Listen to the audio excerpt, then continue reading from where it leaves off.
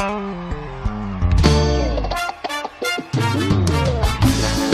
glória! É o povo de Deus saindo do Egito, glorificando e dançando na presença do Senhor. Faraó não me alcança, eu vou nos passos de Jeová.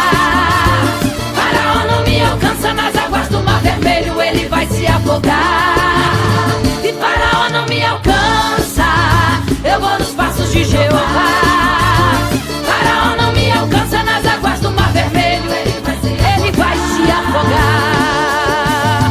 Estou indo embora do Egito para sempre, nem mesmo o mar vai me impedir de atravessar. E Faraó está vindo montado em carros, porém Deus disse ele não vai me alcançar. Já tô de posse da bandeira da vitória, tenho pandeiro, ó glória, e tamborim para tocar. Estou indo embora do Egito para sempre, nada vai me atrapalhar. Faraó não me alcança, eu vou nos passos de Jeová. Faraó não me alcança, nas águas do Mar Vermelho ele vai se afogar. Eu vou nos passos de Jeová.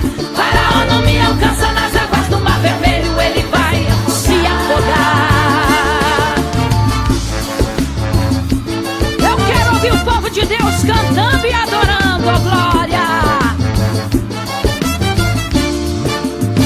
Faraó tem carro, eu digo, mas Deus abre o mar. Mesmo indo a pé, Deus me garantiu que eu vou chegar. E Faraó se apressa, eu digo, meu Deus não tem pressa. Deus diz que dá tempo de soprar o vento.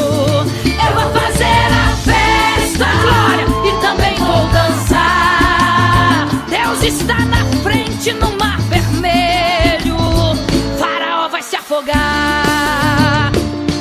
Eu quero ouvir o grande coral de vencedores cantando